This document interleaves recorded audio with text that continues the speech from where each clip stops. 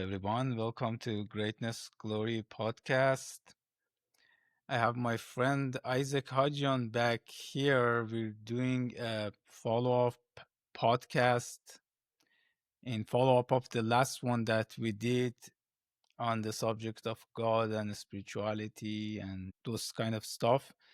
One of the things that we discussed was the subject of free will, which has been a very big and long discussion between philosophers and spiritual seekers, whether there is free will or everything is determined by God or something.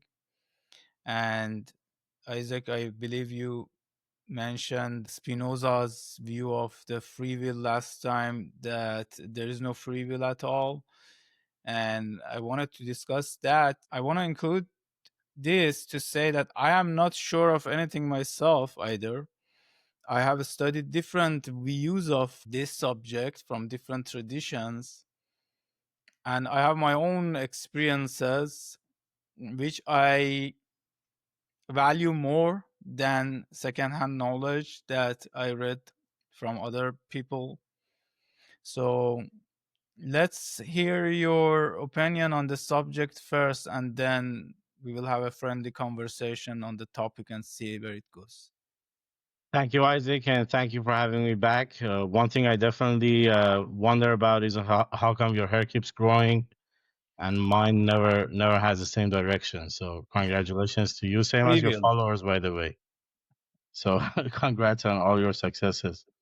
Thank you. So to talk about free will, just so we bring it to the realm of practicality, it's not just a philosophical discussion, and it actually has some ramifications for people's lives.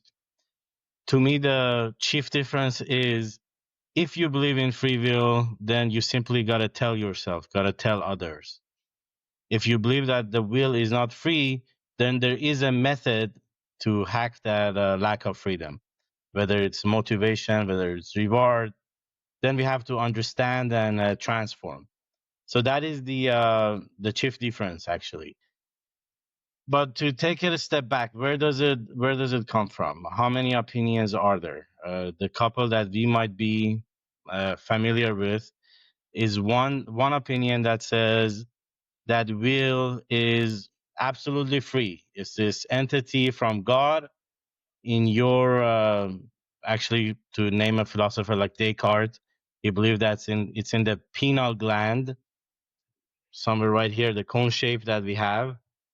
And he believed that the soul, which is from the word of immaterial, rests in that pineal gland, and it manages both hemispheres. To me, the reason he thought that because the pineal gland is right at the center. See, that's one advantage of being bald. I can exactly show you the cone shape. So that's right in the center. So he thought that the soul rests there, and the soul manages all the animal spirits. And by motion of which animal spirit it advances, in the world of spirits, it controls behavior. And that philosophy obviously come from centuries of believing in the two worlds of immaterial and the world of material, having two separate dualism, having two separate substances that constitute the universe. One is the matter, and one is the pure form or God. So they believe that free will is an entity from God. So therefore, it rests in the brain. The philosopher believed in it for whatever reason, and religions obviously had to believe in it for reward and punishment, and justifying human evil, and answering all kind of questions and defects in the universe. So they had to say that human is a separate entity. It's a kingdom within kingdom, as Spinoza calls it, that breaks away and has a power from God that can control the animal life within us, the animal level within us. That's one view. And then as we grow into the psychology, study more of the human behavior, the psychologists went towards saying that will, they really don't talk much about will. Rather, they talk about motivation, about rewards, about control, about behavior, cognitive behavior therapy. So it's all focused on behavior. But to answer what is will, I think somebody has to look at neuroscience really. Is there a faculty in the brain that you can point out and say that this is the will? Or are there other areas that you will point out and say, okay, this is in charge of executive function, this is in charge of planning, this is in charge of analyzing reward, and that's what we need to look at to find out the truth. Okay. Okay. So yeah, you mentioned the Descartes concept of free will coming from the pineal gland. And that's interesting. I didn't know he believes in this those kind of stuff because that's a purely yogic way of explaining things. Because in yoga, pineal gland or the third eye is actually called the command center, and there's a million books and teachings on the But you know subject of. why those doesn't don't matter, because neuroscience has, you mentioned that you have your own experiences, I believe experiences, but neuroscience has major studies that determine what the job of that entity is, and it's not free will. I believe it has to do Oh with wait, sleep regulation. no, So let me finish what I want to say. I was reviewing that concept from also yogic point of view. Why they call it command center? We cannot say because science has not understood that it doesn't exist. And I was recording another video today. Actually, I was talking about the multidimensional nature of human beings, and that if you consider everything to be flesh and just like materialistic, then we have an incomplete understanding of human nature. Because just like the subject of consciousness, the hard problem of consciousness, that's a famous topic, science has not yet found where is the source of consciousness, because they have not found it in the body and say, okay, consciousness is generated by the brain or something. So from the spiritual perspective, according to many traditions, we believe that consciousness is immaterial, or it's a subtle dimension. So we can say that it that command center, the third eye, consciousness drives the body through that. And what you mentioned previously and now, my understanding is that you say everything is predetermined, but we need to look at this in detail to understand it, in my opinion. yeah, So absolutely. we can say everything is predetermined, but predetermined by whom and how much of it? Is it absolutely everything is predetermined? Because like Hinduism and so many other systems also believe that everything is karma for sure. But who created that karma? If we believe that you kind of created that karma, then you have also some free will to control it, in my opinion. Look at Right. it this way. Let's I say, understand the question. yeah, so let's say I am addicted to cigarettes, and a lot of people have addictions to such things, and they have a very difficult time putting it away. So you can say, okay, this guy doesn't have free will, otherwise he would just stop it all of a sudden. But that person, the very same person, also with his own limited knowledge or his own thoughts, decided that it's a good thing to start smoking cigarettes, even though he knew that millions of people are addicted to cigarettes and even has side effects and whatever. So somebody decided to start smoking, and the very same person is dealing with the challenge of quitting the smoking. So I don't think God said that, or nature said that you should start smoking. So I think there is a relative free will, we can say, because we created some actions that has some effects on us, the karma or Right. whatever, and now we have some room, let's say, or some choice to exercise that free will or not. Excellent. So I understand your question, and I think the remedy is that I have to do a root canal on you and cure the sources of dualism. But let me start from reverse of what you said. Cigarettes, even though they know they're killing, yes, but to a lot of people, they enjoy that gradual self-suicide, and it's often perceived by them and the people that do it that this is my way of getting back on life or getting out of life or getting back at my parents. It could be a revenge to someone or just gradual, there's a name for it, gradual self-suicide. So that's on that matter. But and then the thing predeterminism, yes, that was a subject. So I had this biggest mistake about predeterminism, and I thought that God has, or whoever had written the final outcomes or the programs or how things should happen. And I think this is a misunderstanding of predeterminism. Predeterminism says that that entity that I spoke about that's from outside of the universe and then you get to override that it's all part of the same chain of cause and effect, meaning everything is uh, on a condition, works based on the condition that it is in, but is not contingent. Let's take it to a real practical life example. If you flip a coin, is the landing position determined at the time that you flipped it or no? Could be. It is. Yes, Yeah. absolutely. To the person that understands physics, gravity, the force of your finger, the air direction, all of those are predetermined. So at no point the law of physics or the law of universe let go of that coin and allowed uh, anything else controlled it. Everything that controlled that movement was within the law of physics, including the human that flipped it.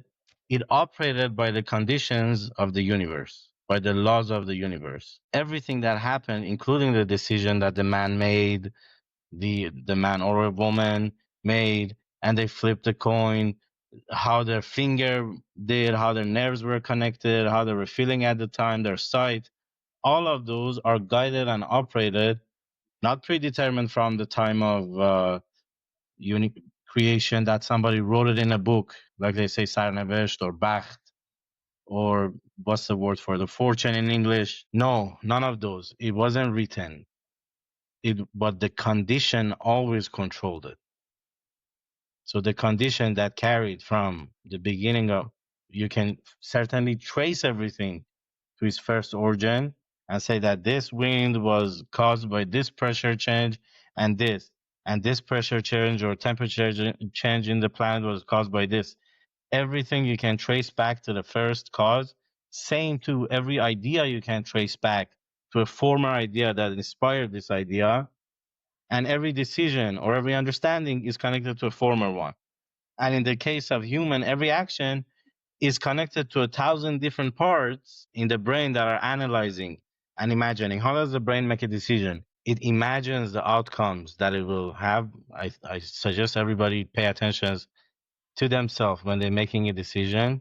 They imagining what would happen when I do this. They imagine if I don't go to work, this is going to be the outcome.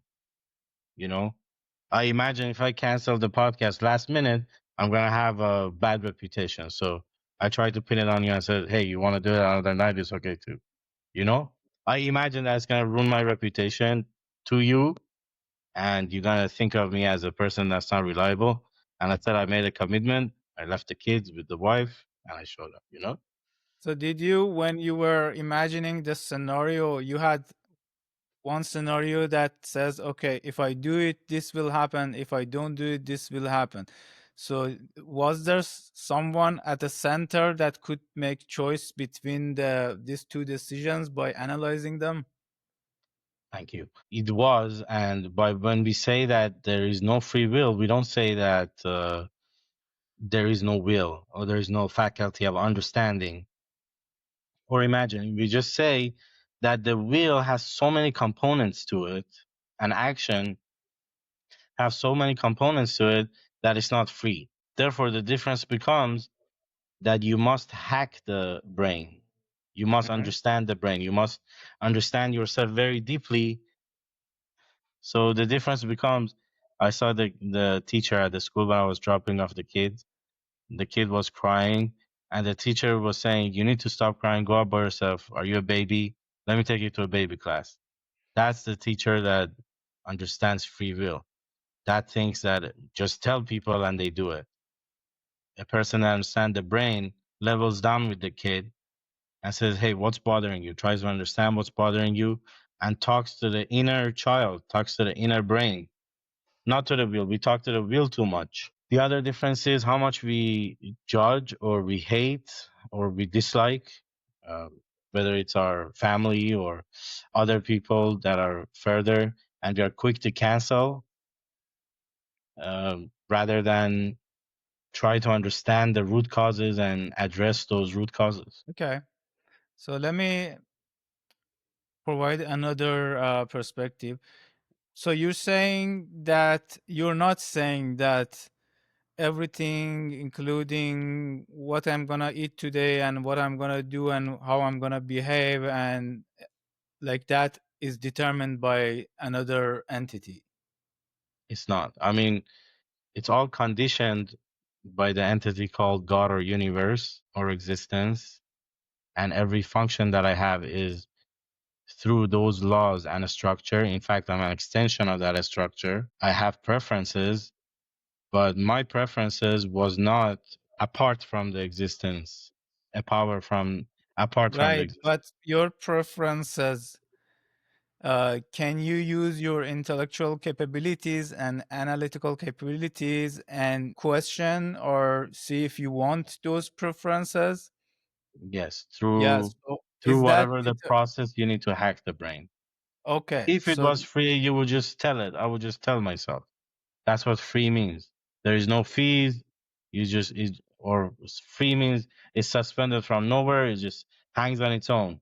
Free. There so is no we obligation. okay. So we have a relative free will, which is also could be very different in different human beings, right? Like somebody has more control over their thinking and behavior. No, I don't Somebody believe else that is very, it's relative free because the brain will make the decisions that the brain makes based on the understanding and realities that it perceives. The part that we have or gain freedom through is by increasing those understandings and those understanding of those realities. Then the okay, brain but can have a. this notion of brain making decisions is not a solid scientific thing, I think, because as I said, the consciousness which is behind the feeling, emotions, the thoughts, because you know that when you're thinking, you also know that you're thinking. You have some You mean meta conscious or consciousness? Because in science, consciousness. you Yeah, are aware, consciousness. you're conscious. But Correct. consciousness, that's the faculty that gives you guilt or No, otherwise. that's not what I mean. I'm talking about just the knowing and the feeling So that you're saying you have. science can't describe that? What is that? You're saying science doesn't have a clue where that comes from? I don't think science has determined one kind of single entity, let's say, that is causing things and your brain deciding it, because there is a consciousness, let's call it awareness. For example, right now, feel your right hand. You're feeling it. You're aware of it, right? So, in the same way, when you're having a bad thinking, you say, I'm having a bad thought, you're having guilt, or you're having a good thought, or anything else. But you are aware of those feelings and thoughts. Am I correct? Yes. Okay, so if your brain, let's say your brain generated an emotion or thought, if your brain decided to generate that, or you maybe you had a bad food somewhere when you went to your friend's dinner, and it caused certain chemistry in your body, it's very a straightforward thing. Like some food might make you lustful, for example, or some other food makes you agitated, or but if those emotions or thoughts come up, do you compulsively follow them and like just they drive you around, or you have a power to kind of separate yourself from it at least a little bit? If I And have like, understanding of those emotions, what are they caused by, and understanding of how I can control it, then yes, I have some control over it. But so again, it's not free. It was dependent on my understanding. okay, yeah, so you have some relative power to control how you feel But and here's how you here's are, right? here's a study that they did. The Benjamin Libet or somebody. The brain makes a decision multiple seconds before you are aware that the decision has made. Your muscles that are about to execute, they're ready to execute. Then you become aware. So Well, we that think free will sits on top of everything, controls it. No, the will sits below everything, commands it. We become aware, execute it. How do we control that under layer? By hacking it. How do we hack it? By understanding it. Give it information, give it experiences, make it real for it. I know about that experiment, but I don't know what exactly it shows and what exactly it doesn't show. Like, what are its limitations? But as I said, I like to talk from experience. I know by experience and by studying books and people that different human beings have very different levels of awareness. A lot of people, majority of people, they don't even, they barely see even very small percentage of how they react to environment and all those thoughts and emotions. Some other people are more aware and more detached, more seeing their thoughts and emotions from a like a third person point of view, bird view of it. So they are less affected by it. Some people, as I said, are more compulsive. That's why even in a study of like crimes and so on, this has been a subject. I believe that some people just can't help it. They don't have the awareness or that alertness to interrupt that compulsive behavior, whether that's anger or lust or something else. So can't we say that your awareness or your free will, and I think we might have different definitions of the free, but can't we say that your power of choice, how much power or how much control you have on your state of being and your thoughts and emotions, is determined by how much self-aware you are? Because as I said, a lot of people are barely self-aware, just That's they what are just Spinoza would say, autopilot. that will and understanding are the same thing to Spinoza. When you have clear understanding of an emotion, that becomes will, you act on it. But in neuroscience, it's a lot more complicated than just awareness. It really has to become part of reality, your body budgeting, your body chemicals, all those things.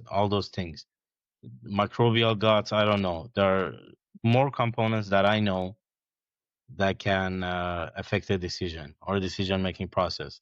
But the key is we understand how the brain works. The brain works by predicting what's going to happen and then instructs us to action based on the results that it's imagined. And the more we can help the brain to make better predictions about our own identity, about the outcome, about the reality, the better decisions we make. Okay. So, So well, awareness is a big part of it. Yeah, 50% of it is awareness, understanding. okay. I'd say that ability to control the outcome depends on your level of awareness, how much your awareness is grown. Let's consider a simple example. I practiced martial arts since very young ages, and I was surprised by how my body reacts to certain situations, even I was surprised. Like I used to ride motorcycles, and a few times I got into accidents. If you have seen me, the things that I did at the time of accident, you would think of some of these crazy movies, like how I jumped or like how I pulled my body away, or I could be dead if I didn't do that, probably. But at some point I decided, oh, this is a good thing to do martial arts because it teaches me some muscle control and even some mental emotional control or whatever. And we can So say that taught. Control was okay. taught. It wasn't just told. So yeah, so I exercised to increase my level of control, which I believe is same as free will. Because if I say I have control about how I feel and my power of concentration and my endurance and all those things, then I have certain amount of free will. I'm not just compulsively running by programs like, let's say, animals, You have which been can't. trained to be disciplined.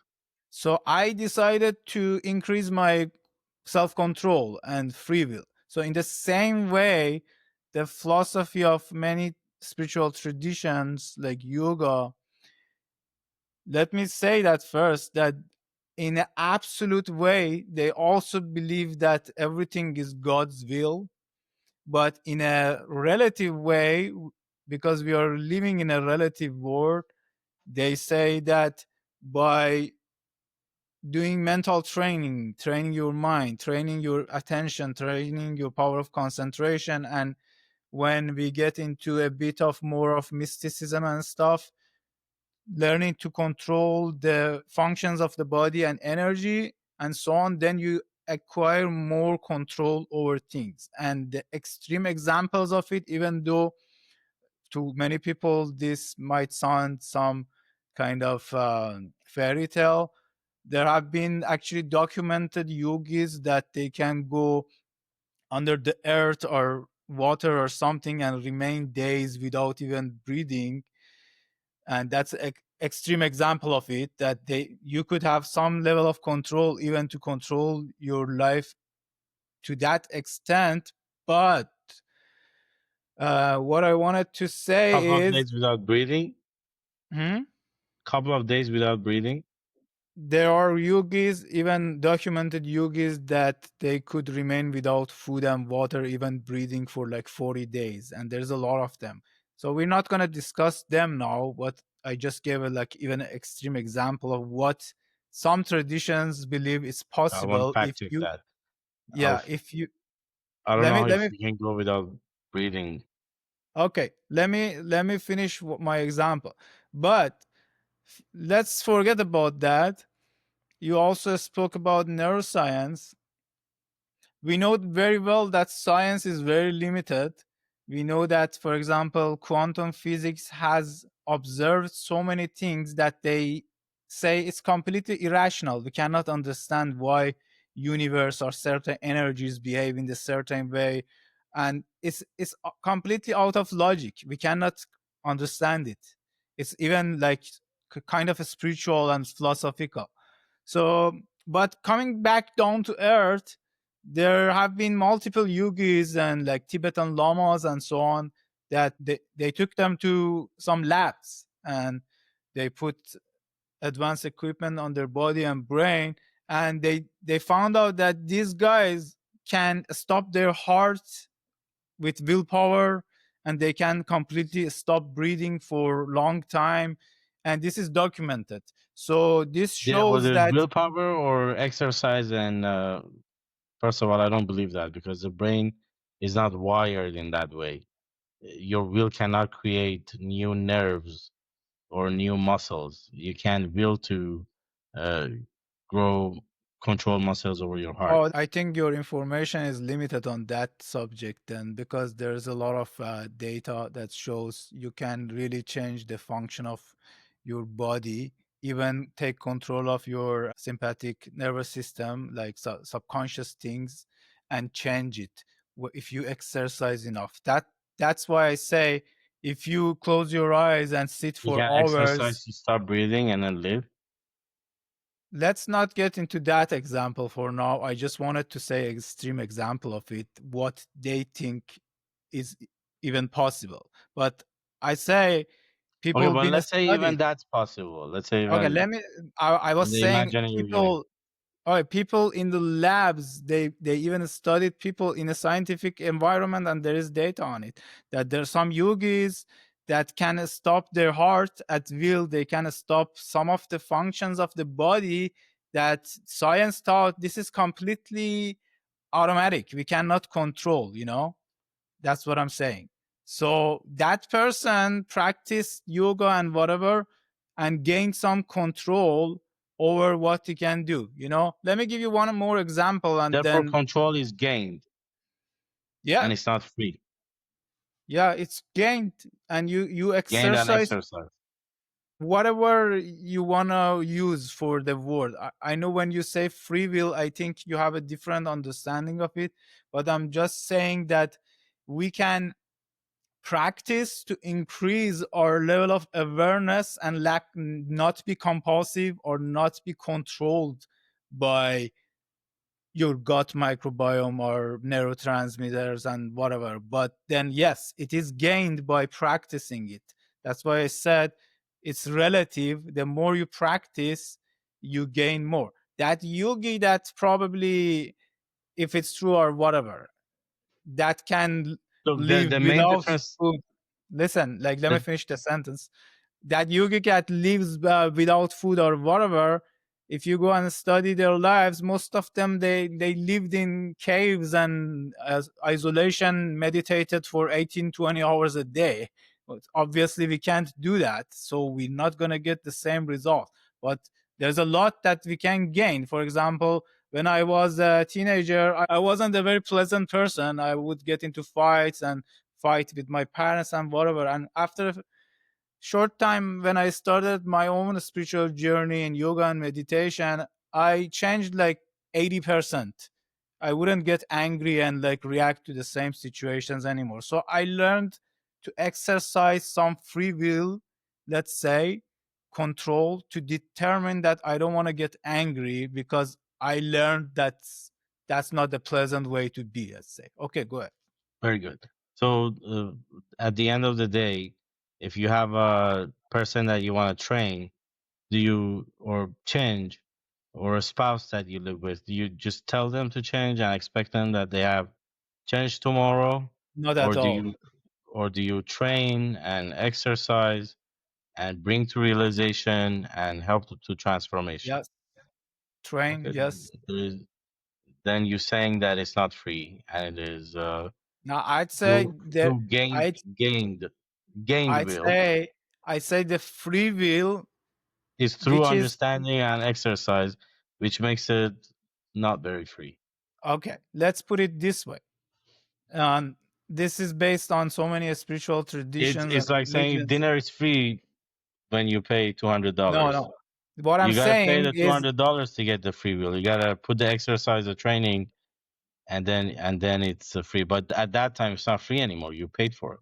but you It you was have it within you, don't the you? main difference is the people that believe God created the universe with a will. They believe He extended that will through the human.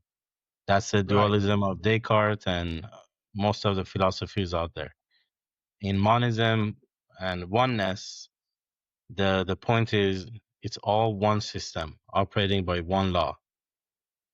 Then And you're kind of contradicting what you said before, that yeah, we have some control, that we can make some choices between two options and so on.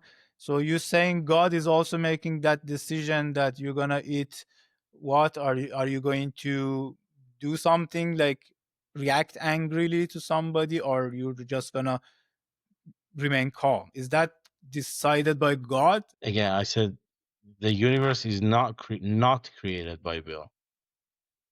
It's not will and design.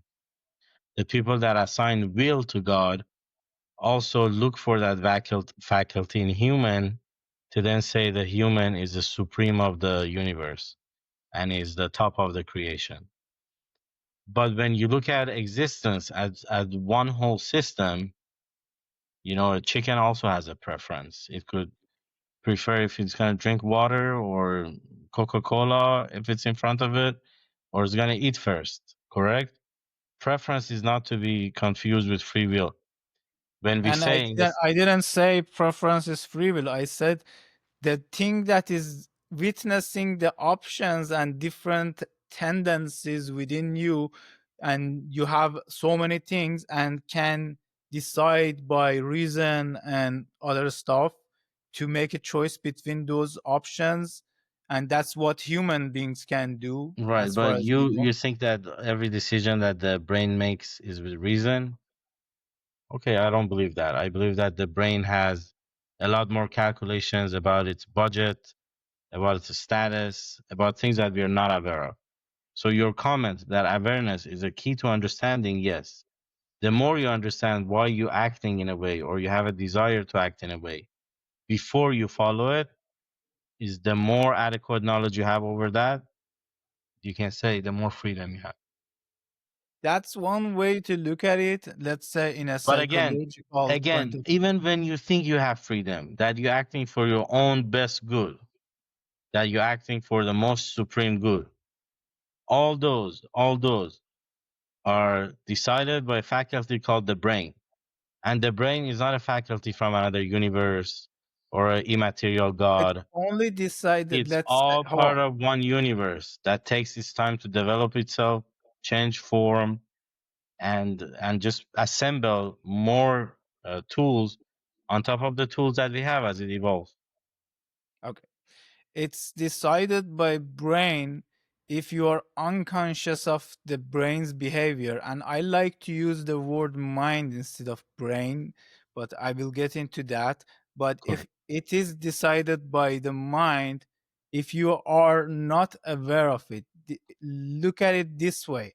There is a dark room and a lot of things are happening and you don't know what's happening. Let's say there is a bunch of cats and dogs fighting and jumping on your face, and there is no light to exercise any choice or control to what to do. If you bring light there, then you'll see, and then you have a lot of room to make changes. And So I'm not saying light is this half of it.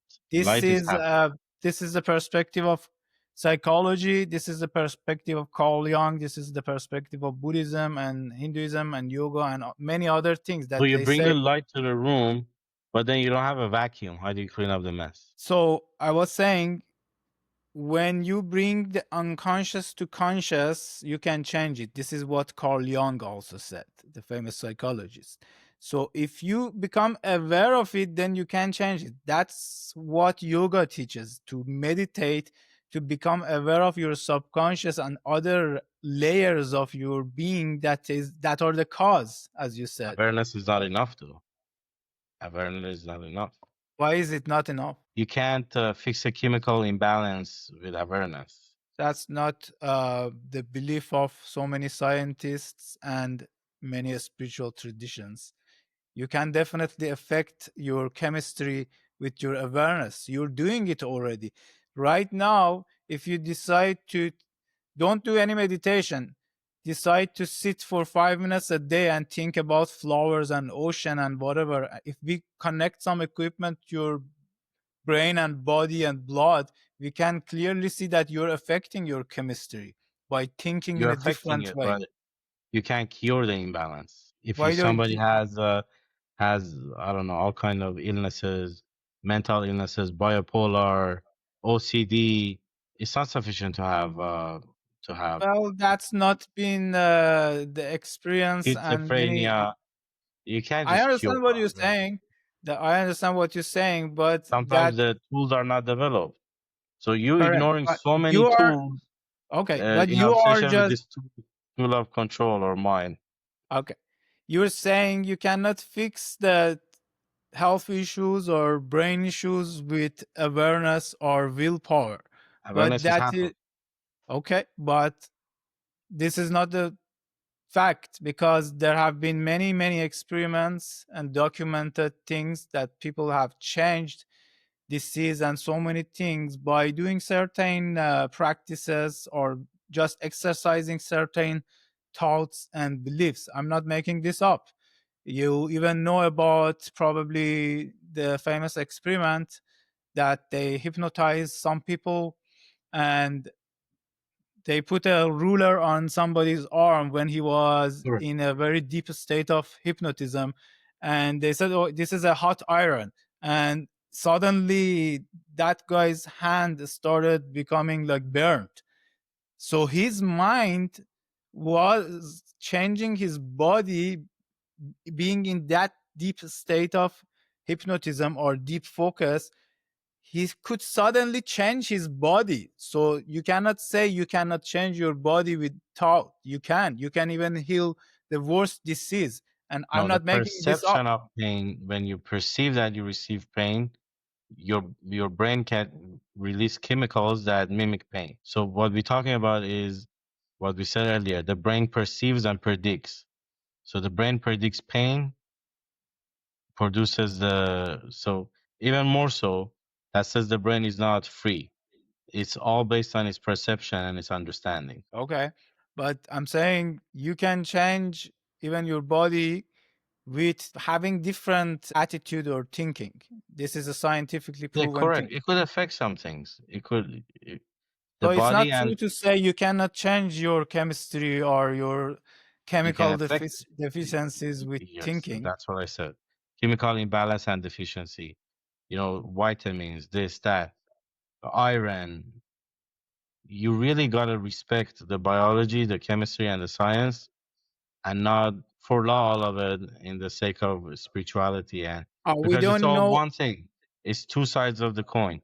When your body feels good, your mind also feels good. They are connected, you're right, because Of they're course, manifesting your existence, right? They're both connect. It's not like they're two different universes. No, they're part of the same human. So they definitely are connected with one another. But it's not that the mind controls the body or that the body controls the mind. They are both of them are reflecting the inner state of being, your being. mind has much stronger effect than body has on the mind. And this again depends on the person to person, is different, because with your thoughts and with your mind you can do miracles. And just because the mainstream science doesn't agree with this for whatever reason, it doesn't mean it doesn't exist. You can go do your own research and see people did miraculous things, even healing like It's all incurable same part of the disease. same storybook. The people that believe in dualism continue that into mind affecting the body or body affecting the mind. But in the hopefully we'll do one more podcast, and this I was planning for 45 minutes today. On the next Okay. podcast, we deep diver in Spinoza. We'll talk about how neither the body affects the mind nor the mind affects the body, and then we do the root canal on dualism. Okay, but we're not really have to a conclusion about it, because you said the you cannot change your brain with thought, and you don't have a choice to make choice between two things and whatever. But as I said, there is awareness within you that can see the different I think we options. both agreed that change is brought through exercise and through training, Okay, yeah. both in yourself, others, kids, spouse. Look, what limitations I believe, and I know if you want to leave, I will wrap up. But what limitation I believe exists in terms of free will and destiny and whatever is this: I exercised my mind and body to achieve some level of control, which gives me more more free will, let's say more choice Until to. such time you hold the same understanding. And as soon as your understandings change or your reward goes somewhere else, not money reward, a reward that's clashes with your identity, that's aligned with your identity, then your behavior will change too. But you, for now, Well, you can be under the illusion that you're free. no, And I'm not saying if all you we're can. saying is that you're tied up to your understandings, first and foremost. Mhm. It's not free, it's tied up to something. Once you have to spend budget for it, whether with your understanding, your learning, then please don't call it free. Because when you tell me free, I want to pay nothing for it. I want it delivered, not through Okay, exercise, not through this. it's just different words we are using. I'm Words not matter, my saying man. it's not free like that way that you're putting it. I'm just saying it's something which you can develop. So I'm just saying, Thank you. That's the whole point. We spend the time to argue with the traditional notion that wanted to punish people for, again, that's another topic. Punishment, no punishment. We believe in punishment. Punishment has to be there because it corrects action. But the people that wanted to punish people in hell had to say that it's absolute free to create this perfect universe that God created perfect. It's the free will human messing up. Therefore, if you make a mistake, you deserve hell. That was the whole story they needed to say, that it's absolutely free and you have a free will. It's not tied up to anything. But the way you and I are saying is subject to your understanding. So if I grow up with poor understanding and I didn't have a teacher, I never understood it why, I'm not subject to punishment, at least in heavenly laws, because it's all part of the one system. Because I worked with the brain you gave me, not with malice, rather with use the tools that you gave me and had the same desires at all times. We're not talking about civil laws. Civil law, we have to have punishment, rehabilitation as much, but punishment prevents people and further action is part of the reward calculation that people take in. But as far as the philosophical debate of it, we don't have to carry the guilt that it was my free will that caused it. No, I'm responsible for all my understanding and all my actions. If I make a mistake, then it's time to learn more, transform more, train more, exercise more. Not to fall into regret, God forbid depression, remorse, I don't know, you name all the other method of repentance. But the person that believes in free will, they must repent. That the person that believes in constructed will, they must construct. okay, then if we don't believe in free will in that way that everything I do is predetermined, then even if I rape somebody, then it's not my fault. It was just predetermined by nature. When we say predetermined, preconditioned is a correct word. Yes, the Okay. condition of and the state of mind of that rapist brought him to that place, but that makes him a piece of shit that gotta be eliminated from society. Mhm. So the next time somebody wants to think of that, put that as part of their analytical calculation. Do you want to be a piece of shit that doesn't belong in the hierarchy of human, or do you just want to follow your desire? Okay, but then let's say this and then end. So we come to this conclusion that that person who raped that guy or that lady, i- if he was trained, whether by just finding a book and practicing meditation that could control his desires and I whatever, think that's an or illness at that point. Raping is missing right, parts let's of not get into brain. the details. Let's just keep that as an example. I'm saying if that guy exercised control like what I did, for example, with martial arts and meditation and whatever, and then I was able to control my anger or lust or whatever more. If that person did it, then he would have more control to determine the outcome of his life. But if he wasn't exposed or he didn't do it, then he stays the same asshole that he was. So we can kind of expand and grow our power of choice. Let's not call it free will. Freedom, no That's freedom. You can expand your choice, your freedom by virtue of understanding. I agree with that. okay. So it's not determined by God that I should rape somebody or I should become a philosopher, right? Mhm. It is determined by conditions, but I could interrupt the Again, I don't condition. like that word determine because it makes it sound like that God is writing on a book that this is the Okay, fate of forget this about person. God. Let's say was I it don't forget about God. determined The by was entire condition is God. The entire condition existence is all God. So there is nothing outside God. That Correct. person, when it was born, it was a mathematical calculation that God perceived as possible and executed it.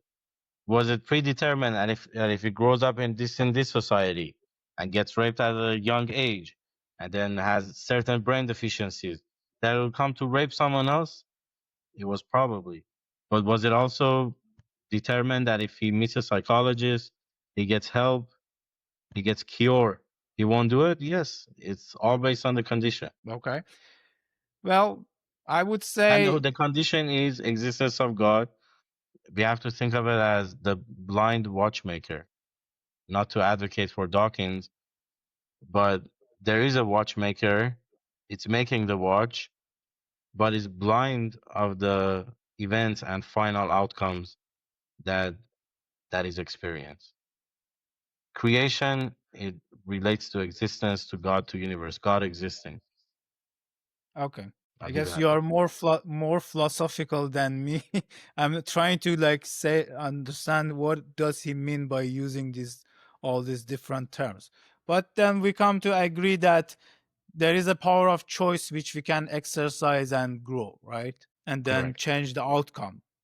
100%, yes.